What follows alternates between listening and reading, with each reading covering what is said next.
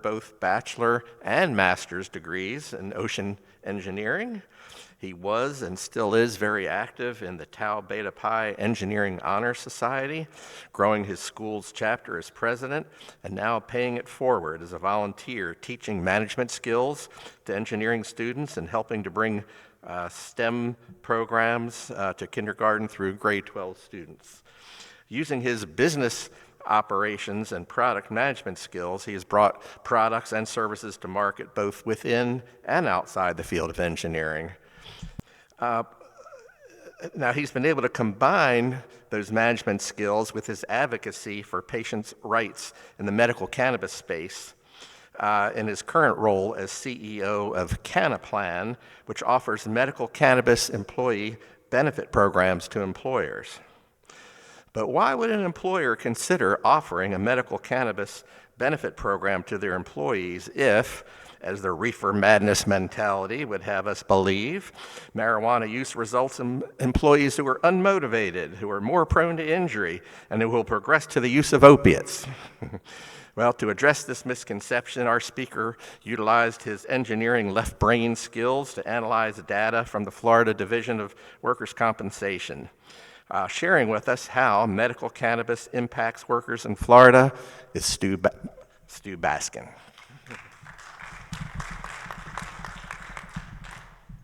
Hey everybody, thanks for coming out, and thanks to Gene and Dana for setting it up again this year. It's always a pleasure to come and see some familiar faces, and it's nice to give a presentation in front of familiar faces. And so, not mentioned in the bio, my dad actually is a retired gastroenterologist and hepatologist, and so at dinners growing up I heard a lot of stories, and so I became an engineer. So with the CMEs, I got some good recommendations from that group and laid out my report to give you guys some nice information, completely different from looking at patient studies, because I'm not a doctor, but I love looking at numbers and seeing trends and seeing what I can do with numbers to represent them for folks. I want to start off with a disclaimer, of course. This is not advice for anything, anytime, with anyone, anywhere, doing anything. And also, correlation doesn't mean causation. You guys know about that. And then there's my little personal theorem. I'm not going to read it all off. Basically, you all understand that cannabis is a safer alternative to pharmaceuticals. That's what I've seen in my life. If we have workers given access to cannabis as an alternative to opiates and benzos and SSRIs, if it works better for them and it's safer, then they should definitely be taking that as an alternative. And so some of the numbers we'll look at kind of prove that for us. Last year I presented here, and I talked about this report that I found from the National Bureau of Economic Research, and they looked at states that had a legal adult use cannabis program or adult use legalization put in place. After that was put in place, workers' comp costs started coming down. They saw less accidents in the workplace, cost reduction of 20% on average in these states, which is huge when you're talking about hundreds of millions of dollars getting spent each year. And then the opiate reduction, of course. And the theory behind this was that as you're reducing the opiate use in workers, you're helping workplaces become safer because there are less accidents. And if you look at now what we're going to look at today, cannabis seems to be offsetting that opiate use. And so this was just for older workers. Some of the other studies also showed company valuations increasing, patent production increasing, older workers coming back to the workforce, all these benefits when cannabis is legalized. So I wanted to start off pre-cannabis in Florida. Well, I guess I should back up a step. After reading that report, I decided, let me look at the Florida data and see what I can find in that. And luckily, Florida has very sufficient information on all the expenditures in their program. You can go into their annual reports and pull out all kinds of numbers. Definitely not the case for every state. These are the overall costs for the 4 years here. You can just see them increasing steadily each year. And that's what we would expect from a workers' comp program. There's more workers, more accidents, costs of everything's constantly going up, so you would expect incremental increases each year. So here's what happened over the past 9 years of data given. And so we see that increase in the costs that we left off on from the previous slide, and then the medical cannabis program starts in Florida. And we see the trend in costs starting to come down a little bit. This, I mean, I guess it's not a little bit because it's like $100 million, which is a pretty big amount. And so as the program continued to increase the amount of patients, we see the continued decrease in the costs, and these are actually the settlement costs. I pulled those because they related directly to the MBER report. They were looking at settlement costs. Here, unfortunately, we see the settlement costs come back up in 2023. But that was also when the least amount of patients joined the medical cannabis program since its inception. So really saw a slowdown in the program, and those workers' comp numbers started to come back up. Is that correlated or causation? Probably not. I run a lot of work comp data. That's also a COVID effect you have in there. Payrolls dropped from 21 to 22 for workforce. We see this on all our work comp graphs. Okay. But there's an unequivocal correlation. I'll say correlation. Well, we'll get further into it. Yeah, so we've actually seen this in all states that have legalized adult use cannabis where the costs started coming down. And that was pre-COVID for that study. That came out in 2021. Yeah, but other states, the costs just continued to increase. So this was the next part that I looked at, opiate costs and the amount of opiates that are being prescribed through workers' comp compared to the amount of medical cannabis patients. In 2015, the opiate costs were about $30 million a year, which is crazy. And now in 2023, we've come down right around $7-8 million.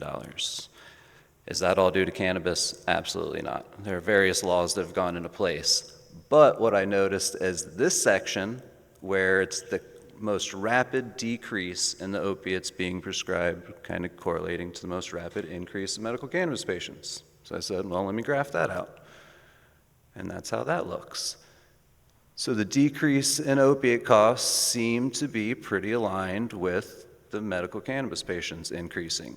Now, is that saying that people started taking cannabis and stopped taking opiates, or they were prevented from taking opiates, so started taking cannabis? Unknown. I do know that there was a law that went into place, I think 2019, saying that could only be 3 days worth of opiates prescribed. I would think that that would cause a rapid decrease, like a huge jump.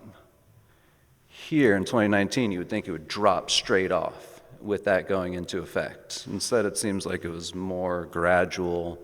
I don't know how much that was actually a factor. Maybe people can still prescribe opiates through workers' comp as they wish and get around that 3-day limit somehow. That's only for acute pain. Okay. Once they take chronic pain, there's no restriction, so you can do it unlimited. Okay. So if you're hurting from your back, you can stay on opiates forever. Sounds terrible. All right, so these are the trends that I saw, and then these are some other states. After I looked at everything, I said, you know what, I'm going to argue with myself for a little bit. What do the other states look like? Of the 4 states that have no legal cannabis whatsoever, only 2 of them actually had workers' comp data. Wyoming, no data at all. South Carolina, very insufficient, couple years worth of non-telling numbers. But in Idaho and Kansas, these are the trends we saw. And Idaho seems like exactly what you would expect from workers' comp costs. Each year, just stepping up, coming up. And then, Kansas seems like there was more of that effect seen from the pandemic, where it drops off and then spikes back up the next year. So we're seeing different trends in each different state. But overall, that trend in Kansas is coming up over time. If I were to put a running average on that, you'd see an increase, which again, as expected. So as I'm arguing with myself, I look at the other reasons. Opiate 3-day prescription, I already mentioned that. Did that drive the increase in cannabis patients or vice versa? It's unknown.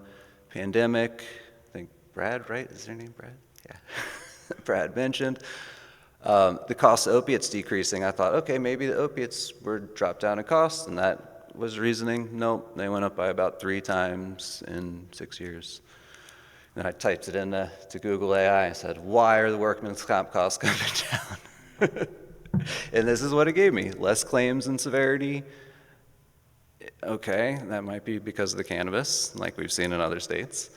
Improved risk management always will be happening. Brad? If you go back a slide, I'll show you something real quick. Your 23 numbers in the insurance world as an insurance underwriter for work comp, we can't use them because they're considered what's called undeveloped. The cost of a work comp claim is not fully mature and known for 5 years due to how long were they off, did we go to court. So they're very immature when we use them. When that 23 moves a year, you put 24 there, it'll go up by about 20-30% naturally. And then it'll keep going too. So I did see that with Florida, about a 10% difference in year, the following, but I did want to put, the most recent given data. But even if you took those 2023 numbers out, you still see that increasing trend. you got 23 next year matching 22. Okay, The same claims. okay. Because you have 2 years to file claims in some jurisdictions too. The day you're hurt. So that drives that up too as an insurance. Makes sense.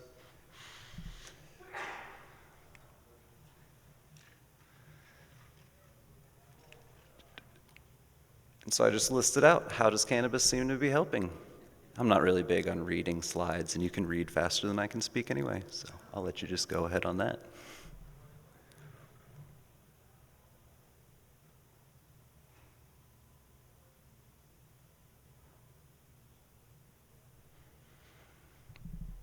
Thoughts or questions on that, doctors? Can you prove me wrong?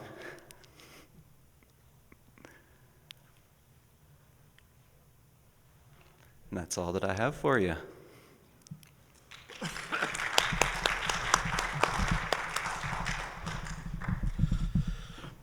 All right. Well, turns out we're actually on schedule. We'd scheduled a 30-minute question, answer, comment period. So for either of our speakers, if anyone has a question or other comment, if you could raise your hand, we're going to bring the microphone around to you since this is being recorded so everyone can hear. So It can be hired, the work comp. So the opportunity for doctors to work with the insurance industry to get workers back to work using cannabis therapies. It's a massive opportunity, for physicians. From the insurance industry, we need people with that kind of skill because getting someone back to work is up to a doctor, usually. They're released to work, right?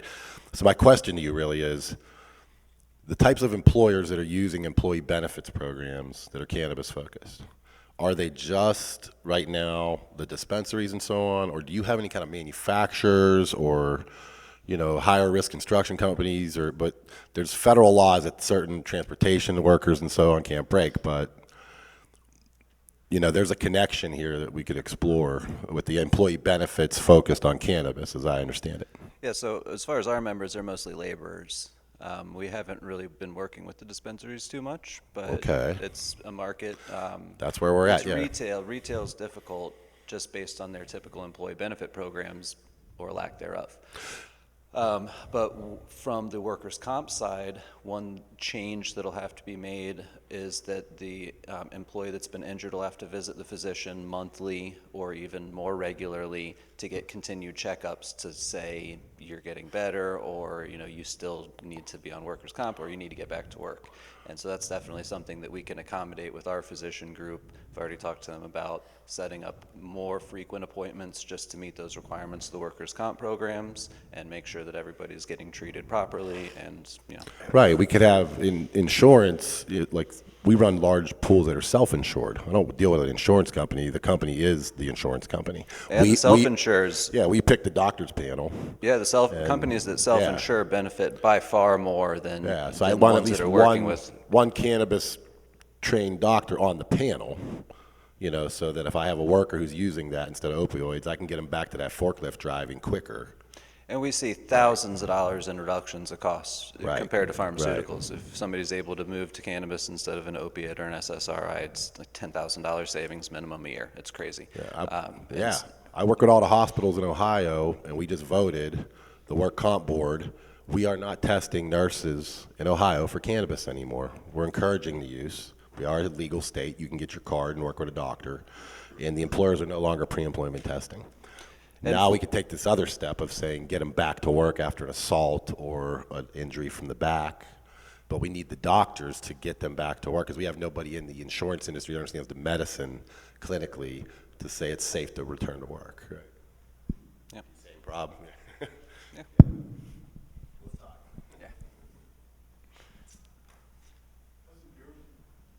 Do you work with Rose? I think Rosen Hotel has a program with their employees They do. where they give them money to Yeah. go to dispensaries and they. Yeah, they have a physician group that they work with where their employees can just go see them as needed. Yeah, cannabis physician, and they give them a stipend. I think it's like $30 a month. $60.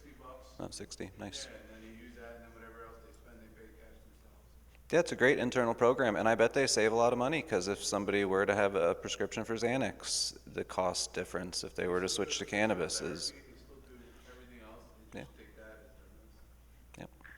And if employees are educated about the different cannabinoids, saying, you know, CBG is very effective for inflammation and pain instead of THC. So when you walk into the dispensary, they're trying to give you all this high THC flower, but you say, actually, I want some CBD or CBG. What products do you have with that in it? You can kind of start making a shift in that dispensary industry. And CBN for going to sleep. There's all these different ways that employees can treat themselves responsibly with cannabis without even touching THC. Mr. Rosen was one of the first.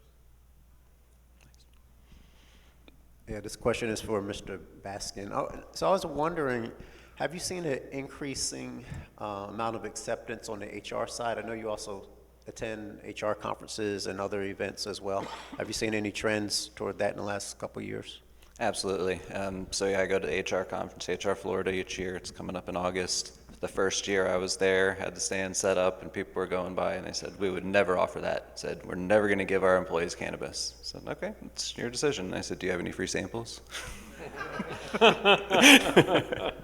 So then when I was there last year, the perception had already shifted. People were coming up saying we had to fire somebody because they failed a drug test, and it was just random, and there was no reason we had to let them go. But then we're out a team member, the company has to find somebody new to replace them. He said, yeah, that's the problem that's starting to occur. If you don't update your drug-free workplace policy, then you're going to have to let people go. And now we're seeing lawsuits. So in Hillsborough County, there was the paramedic that was terminated after failing a random drug test with a medical cannabis card, sued Hillsborough County and won for discrimination against a medical cannabis patient.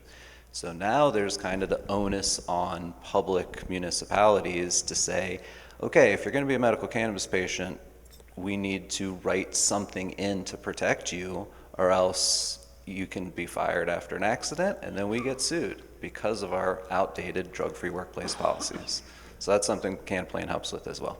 Real quick, Pennsylvania Supreme Court passed a law that the employer has to pay for the cannabis in a work contract. There's Nice. like 3 other states that passed it. In the claim, just a In the second. claim. Yeah, like you would any The medicine. employer, yeah, pay for the medicine. That's definitely the direction we're going. Yeah. They're legitimizing it as medicine.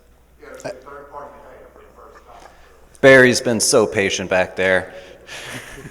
I have a, I probably won't need mine. As we go forward, everybody, I mean, the protection of the workplace is one of the things that we're gonna have to hang our hat on in order to retain our patients. I tell everybody, and you guys have heard this read before, you'll probably hear it 5 times, you know, over the weekend. I mean, it's taxes on the other side. We need to get protection in the workplace for our patients. If we can get home grow for 6 plants or so for medical cannabis patients, if we can get the ability for those patients to take it state by state. I call it's taxes, it's quality of product. That's the other thing. You watch what goes on, okay? There's going to be a distinct difference between what's available on the recreational legal adult use side and what's available on the medical side. That's the only way we're going to survive. I sent to the Justice League group an article out of Ohio that has shown what's going on up there. And I've said this for years. They're not going to scrutinize the patients that we're putting into the program until it starts to cost them money. And when there's taxes involved over on this side, and our patients are going to want to stay in the program or get into the program to avoid that 25% tax over on the rec side. You watch. That's when they're going to start scrutinizing the Section Ks and the similar and likewise and others. You watch. It has nothing to do with safety or saving money in the work comp system. Still, have they invited you up yet to testify? Okay? I offered to present this data at the Workers' Comp Conference in August, and they said, no, thank you. Listen, we had to listen to, and I will refuse to call her Dr. Jessica Spencer. Okay, we had to listen to Jessica Spencer and the PhD consortium, doctor, I guess, be the ones that presented up in front of the legislature again this year, where there's you and Joe and myself and others that could bring unbelievable perspective to where we're at 8 years into this program. But believe me when I tell you, everybody, it's that protection in the workplace. That is one of the tangible things that we're going to have to rely on to insist that we get. And I know sometimes people aren't here tomorrow. The most important senator for us as we go forward is a gal by the name of Senator Tracy Davis, okay? And if you followed Florida this year, there was very little talk about us. There are a lot of talk on the hemp space, and we'll talk about that over this weekend, believe me, because it's a disaster. But what Senator Davis has said, and it's important, everybody deserves their lane. Everybody's got to stay in their lane. The CBDers, the hempsters, stay in your lane. Legal adult use, you're going to have your lane. We need to insist that we get our lane. And our lane is going to have to consist of certain things like employee protections. Absolutely. And with the legal precedent set, if more municipalities are starting to get sued for terminating employees, then money becomes an issue, and when the money starts getting lost, that's when changes occur. So I don't have a question, but I'm going to follow up with Barry with a comment. We have worked legislatively for several years, encouraging the legislature to introduce workplace protections bills, and we've had workplace protections bills introduced for several years now. So what I would like to encourage everybody to do is to contact your senator, contact your House representative. This is the perfect time to do it while they are in their districts and not while they're in Tallahassee. Call them up. I'm a constituent. I would like to make an appointment with my senator. I would like to make an appointment with my House member. And your voice is your vote. So if you tell them, this is something that's important to me. I know that workplace protections bills have been introduced for a couple of years in a row, and they've not even gotten a hearing in committee, and this is something that I, as your constituent, want to see happen, because that's the only way that laws will change. I want to follow up on that while we're going to the next person. If there's anyone here in the room or listening who's not from Florida, they might not realize that Florida does not have employment protections at this point in time, which is why the passionate plea, which is so needed. The Florida Medical Cannabis Physicians Group also has workplace protections as one of our legislative priorities. I think anyone in the cannabis space realizes how important it is. I mean, it's I was taught by a lobbyist, probably 30 years ago on an emergency medicine issue. There's something legislators understand, and that's parity. What's good for the goose is good for the gander. That if someone is taking an opiate or a benzo under the supervision of a physician and it shows up on their drug test, but that's okay because they're taking it under the supervision of a physician. But if cannabis shows up, even though it's under the supervision of a physician, medical, and they're not going to be hired or fired, that's not parity. That's just wrong. There's probably a misconception among employers and also legislators that if medical cannabis is allowed in the workplace, then employers are going to be forced to establish a place and a time for their employees to smoke, and and the odor is going to be detectable, in the workplace, and other things that would have to be extended to the worker that aren't who uses medical cannabis that aren't extended to anyone else. That's just a misconception, so we really need to address that. So whenever we talk about workplace protections, it's not employee protection, it's employer and employee protection, so that it's very clear that the employer is being protected, as well, as well as the employee. So try to remember that it's employer and employee protections. And again, just not asking for any special treatment, just treat people using cannabis as medicine as you treat any other employee who's taking a controlled medicine as medication. And you're absolutely right. This is the time to contact local legislators. In your district, when they're home. It's very difficult when they're in Tallahassee. And also, representatives only have a certain number of bills they're allowed to introduce each session.